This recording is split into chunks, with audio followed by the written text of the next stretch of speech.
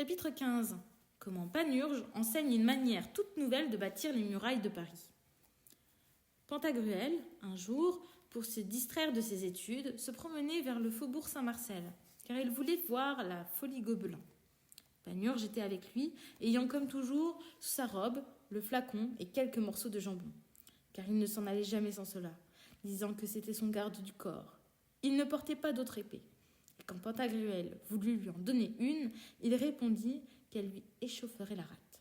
« Oui, mais, dit Épistémon, si on t'assaillait, comment te défendrais-tu » ?»« En travaillant des pieds, répondit-il, pourvu que les coups de pointe fussent défendus. » À leur retour, Panurge considérait les murailles de Paris et, par moquerie, dit à Pantagruel : « Voyez donc ces belles murailles.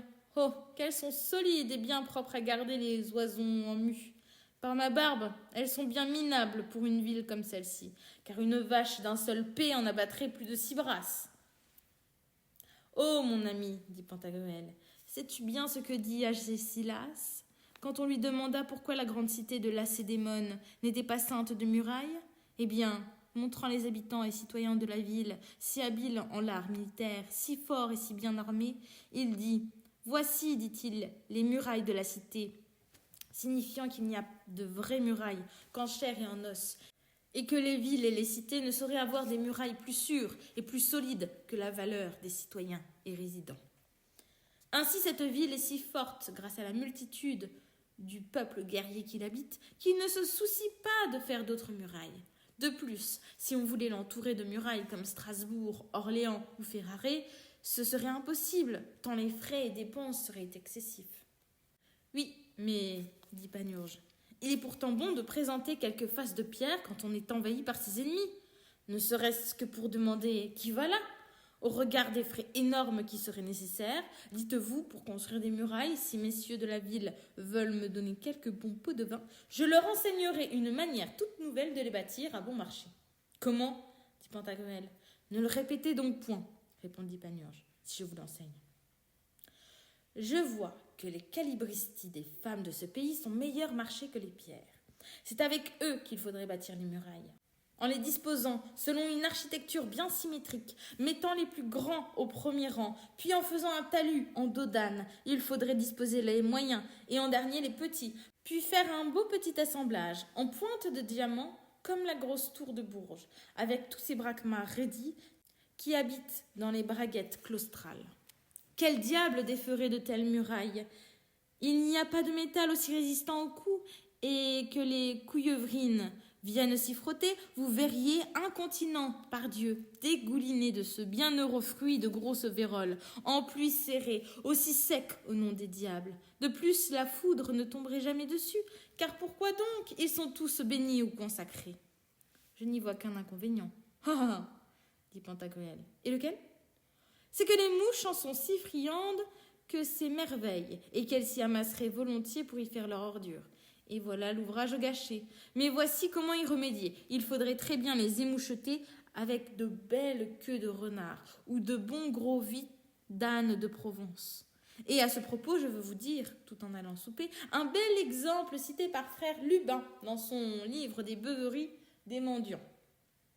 Au temps où les bêtes parlaient, il n'y a pas 3 jours, un pauvre lion, se promenant par la forêt de Bièvre, en disant ses oraisons, passa par-dessous un arbre, où un paysan, un charbonnier, était monté pour abattre du bois. Celui-ci, voyant le lion, lui jeta sa cognée et lui fit une énorme blessure à la cuisse. Alors le lion, clopinant, courut et cavala tant par la forêt pour trouver de l'aide qu'il rencontra un charpentier qui voulut bien regarder sa plaie. Il la nettoya le mieux qu'il put et la remplit de mousse, en disant au lion de bien émoucheter la plaie pour que les mouches n'y fissent pas d'ordure, pendant que lui-même irait chercher de l'herbe au charpentier. Ainsi le lion guéri se promenait par la forêt au moment où une vieille sempiternelle y ébuchetait et amassait du bois.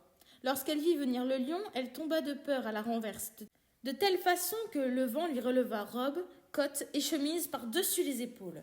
Voyant cela, le lion, pris de pitié, accourut pour voir si elle ne s'était fait aucun mal, et considérant son « comment le nomme-t-on ?» il dit « Ô pauvre femme, qui t'a ainsi blessée ? Et en disant cela, il aperçut un renard qui l'appela par ces mots. « Compère renard, oh, par là, c'est grave !» Quand le renard fut là, il lui dit « Compère, mon ami, on a fait une bien vilaine blessure à cette bonne femme entre les jambes, et on y constate manifestement une solution de continuité. Regarde comme la plaie est grande, depuis le cul jusqu'au nombril. Elle mesure 4 et même 5 empans et demi. C'est un coup de cognée. J'ai bien peur que la plaie ne soit vieille. Aussi, ainsi que les mouches ne s'y prennent pas, émouche-la bien fort. Je t'en prie, et dedans et dehors. Tu as une queue bonne et longue. Émouche, mon ami, émouche, je t'en supplie. Pendant ce temps, je vais chercher de la mousse pour mettre dans la plaie, car c'est ainsi qu'il faut nous secourir et nous entraider. Émouche fort, ainsi, mon ami, émouche bien, car cette plaie a besoin d'être longuement émouchée, autrement la patiente ne se sentira pas bien. Émouche donc bien, mon petit compère, émouche, Dieu t'a bien pourvu en queue. Elle est grande et grosse à souhait, émouche fort et ne te lasse pas. Un bon émoucheteur qui, en émouchetant continuellement, émouche son émouchoir, par mouche jamais ne sera amoché. Émouche, couillot, émouche, mon petit bedeau, je ne tarderai guère. Puis il va chercher une bonne quantité de mousse, et quand il fut un peu loin, il s'écria, en parlant au renard, « Continue à bien émoucher, compère, émouche, et ne te fatigue pas de bien émoucher, mon petit compère. Je te ferai nommer émoucheteur à gage de Don Pietro de Castille.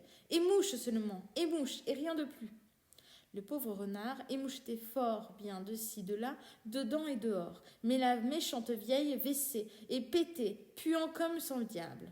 Le pauvre renard était bien mal à l'aise, car il ne savait de quel côté se détourner pour échapper au parfum des vestes de la vieille.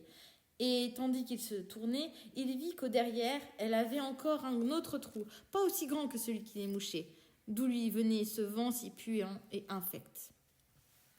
Le lion finalement revient, en emportant plus de mousse que n'en contiendrait 18 balles. Et il commença à en mettre dans la plaie avec un bâton qu'il avait apporté.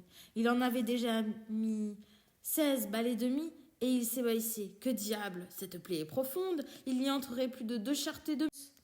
Mais le renard l'avertit. « Oh, compère lion, mon ami, je t'en prie, ne mets pas toute la mousse ici, garde-en un peu, car il y a encore là-dessous un autre petit trou qui pue comme 500 diables. Je suis empoisonné par l'odeur tant il empeste. » Ainsi donc, il faudrait préserver ces murailles, ces mouches et mettre des émoucheteurs à gage. Pantagruel dit alors « Comment sais-tu que les parties honteuses des femmes sont si bon marché? Car dans cette ville, il y a nombre de filles prudes, chastes et pucelles. » « Et où pêchez-vous cela ?» dit Panurge. « Ce que je vais vous en dire, ce n'est pas une opinion, mais une certitude et une vérité assurée. Si je me vante, ce n'est pas d'en avoir bourré 417 depuis que je suis dans cette ville, et il n'y a pas 9 jours. Mais ce matin, j'ai rencontré un brave homme qui, dans un bissac semblable à celui d'Ésopée, portait 2 petites fillettes de 2 ou 3 ans au plus, l'une devant, l'autre derrière. Il me demande l'aumône, mais je lui réponds que j'avais beaucoup plus de couillons que de deniers, et après je lui demande, brave homme, ces 2 fillettes sont-elles pucelles ? Frère, dit-il, il y a 2 ans que je les porte ainsi, et en ce qui concerne celle-ci qui est devant, et que je vois continuellement, à mon avis, elle est pucelle. Toutefois, je ne voudrais pas en mettre mon doigt au feu. Quant à celle que je porte derrière, je n'en sais absolument rien. Vraiment, dit Pantagruel, tu es un gentil compagnon. Je veux t'habiller de ma livrée. Et il le vêtit élégamment selon la mode du moment.